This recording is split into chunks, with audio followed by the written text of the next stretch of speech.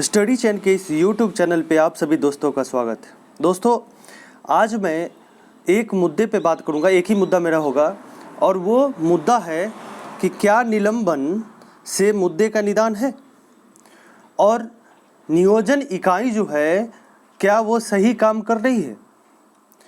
अगर सही काम कर रही है तो कैसे, और गलत कर रही है उसके साक्ष्य 3 दिनों से 4 दिनों से ऑडियो के रूप में वायरल हो रहे हैं। अब ऐसे पदाधिकारियों का सिर्फ निलंबन क्यों? क्योंकि ऐसे पदाधिकारियों के बारे में सारी जानकारियां सरकार को है, लोगों को है। तो ऐसे पदाधिकारियों पर कड़े कदम क्यों नहीं उठाए जाते हैं? ऐसे पदाधिकारियों को बर्खास्त क्यों नहीं किया जाता है, ताकि सभी पदाधिकारियों में जब भी कुछ ऐसे गलत काम करे तो उनमें एक डर व्याप्त हो कि हमारी बर्खास्तगी हो सकती है। ऐसे कदम सरकार के द्वारा और शिक्षा विभाग या फिर वैसे पदाधिकारियों के द्वारा जो इस कृत्य में लिप्त हैं उन पे कार्रवाई क्यों नहीं की जाती? कहा जाता है कि जैसी करनी वैसी भरनी। बिल्कुल सही बात है कि लेकिन इस जैसी करनी और वैसी भरनी से संबंधित जितने भी पदाधिकारी होते हैं उन पे कठोर कार्रवाई क्यों नहीं की जाती? परंतु इसका निदान क्या सिर्फ निलंबन है? ऐसे पदाधिकारी जिसके कारण शिक्षा विभाग और सरकार को जो शर्मिंदगी महसूस करनी पड़ती है, इसके कार्य प्रणाली पे प्रश्न चिन्ह उठाया जाता है, वैसे पदाधिकारी पर क्या सिर्फ निलंबन से कार्य चल जाएगा? वैसे पदाधिकारी पर जो कार्रवाई की जो शिक्षा विभाग पर दाग जो लगा दिए गए हैं, क्या ऐसे पदाधिकारी के निलंबन करने से ये दाग मिट जाएगा? सरकार क्यों नहीं इस बारे में सोचती है? पारदर्शिता लाने के काम पे क्यों नहीं ध्यान देती? ऐसे पदाधिकारी जिनके बारे में पूर्ण साक्ष्य उपलब्ध हैं, वैसे पदाधिकारी को बर्खास्त क्यों नहीं किया जाए?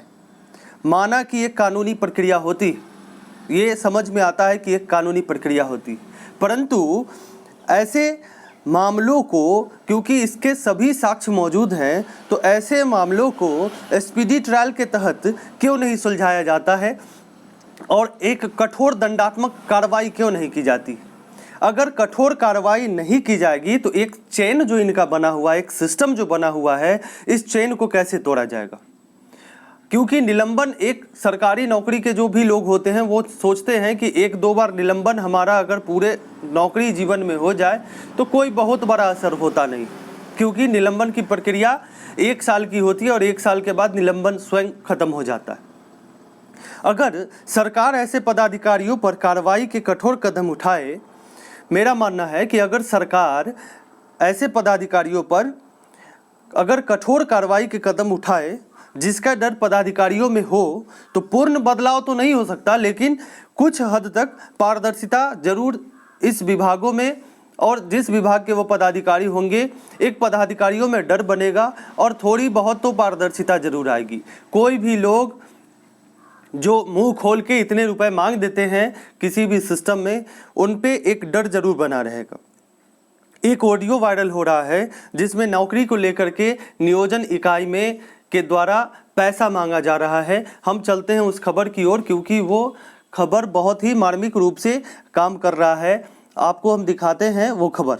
तो चलिए देखिए, ये यहाँ पे आपको दिख रहा है कि कार्रवाई, शिक्षक नियोजन में रिश्वत मांगने वाले मुरलीगंज के प्रखंड शिक्षा पदाधिकारी हुए निलंबित। क्या निलंबन इनका सही है? इनको बर्खास्त करना चाहिए था। ऐसे पदाधिकारियों को सीधा बर्खास्त करना चाहिए था। इन पे निलंबन की कार्रवाई नहीं, सीधा बर्खास्तगी होनी चाहिए थी।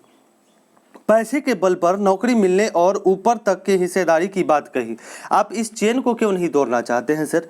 ये चेन आप जब तक नहीं तोड़िएगा तब तक ऐसी ट्रांसपेरेंसी नहीं आएगी, पारदर्शिता नहीं आएगी, और ये नियोजन इकाई बहुत ही बड़ा पैसों का एक गढ़ बन गया है और पदाधिकारियों के जेब भरने का एक सिस्टम चेन बन गया है। इसी कारण से हम सरकार से कहेंगे भी कि आप इस नियोजन प्रणाली को भंग करिए, नियोजन प्रक्रिया को भंग करिए, सेंट्रलाइज तरीके से करिए और ऑनलाइन तरीके से जब भी बहाली होगी तो सही दिशा और दशा में उसके सूरत होंगे और खूबसूरती होगी उसकी। और जो भी लोग जिस कैटेगरी के होंगे, जिस प्रक्रिया के होंगे, जिस क्षेत्र में जाना चाहेंगे, अगर उसकी योग्यता होगी तो वो वहाँ तक सही तरीके से पहुँचेगा और ये एक ट्रांसपेरेंसी होगी। अब इसमें देख लीजिए, क्योंकि ये न्यूज़ सब लोगों को पता है, इसको पढ़ने से बहुत ज़्यादा कोई फ़ायदा नहीं है, लेकिन आप देख लीजिए इसको। ये है क्या, देखिए राज्य सरकार के ने शिक्षक नियोजन के लिए रिश्वत की मांग करने वाले मधेपुरा जिले के मुरलीगंज के प्रखंड शिक्षा अधिकारी सूर्य नारायण यादव को निलंबित कर दिया है। शिक्षा मंत्री विजय कुमार चौधरी ने पूरे मामले की विभागीय जांच शुरू करने के भी आदेश दिए हैं। जांच में सामने आए कार्रवाई की जाएगी। जिला शिक्षा पदाधिकारी जांच रिपोर्ट के बाद वह कार्रवाई की गई है। शिक्षा मंत्री ने लोगों से अपील की गई है कि शिक्षक नियोजन में गड़बड़ी व भ्रष्टाचार की शिकायत होने पर विभाग को सूचित करें। शिक्षा मंत्री विजय चौधरी ने शनिवार को बताया कि मुरलीगंज के प्रखंड शिक्षा पदाधिकारी से बातचीत का अंश सोशल मीडिया के माध्यम से वायरल हुआ था। इस वायरल ऑडियो के प्रखंड शिक्षा पदाधिकारी मुरलीगंज मधेपुरा द्वारा खुलेआम शिक्षक नियोजन में रिश्वत मांग की जा रही है, तथ्यहीन व आपत्तिजनक बातें भी कही जा रही है। तब इस मामले की जांच शिक्षा पदाधिकारी मधेपुरा से कराई गई, जिसमें मामला सही पाया गया। अब मामला जब सही पाया गया तो इसको निलंबन क्या, बर्खास्त करिए ना साहब।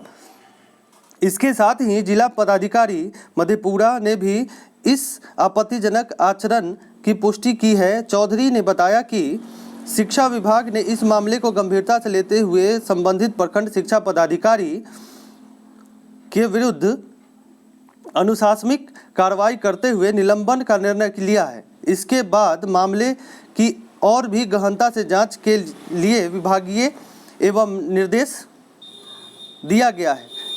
इसकी जांच रिपोर्ट देने के बाद सख्त कार्रवाई की जाएगी। इस परिप्रेक्ष्य में शिक्षा मंत्री ने लोगों से अपील की है कि शिक्षक नियोजन के क्रम में जो भी गड़बड़ी या भ्रष्टाचार की शिकायत मिले उन्हें विभाग से संज्ञान में जरूर लाए, जिसमें गड़बड़ी करने वालों के विरुद्ध आवश्यक कार्रवाई की जाए। आप बर्खास्तगी अगर कर देते ना साहब तो अभी के बाद कोई गड़बड़ी नहीं होती, अगर आप सिर्फ बर्खास्तगी कर देते। लेकिन चलिए ठीक है, आपने जो किया, आप सिस्टम में है, आप नीति निर्माता है, आपने जो किया सब ठीक है, लेकिन इसकी बर्खास्तगी होनी चाहिए। और दंडात्मक कार्रवाई जब तक नहीं होगी तो ऐसे पदाधिकारी निकलते रहेंगे। तो मिलते हैं अगले वीडियो में। अगर आपको ये वीडियो अच्छी लगी है तो लाइक, शेयर और सब्सक्राइब जरूर करें चैनल को, ताकि आने वाले हर वीडियो की नोटिफिकेशन आपको मिलती रहे।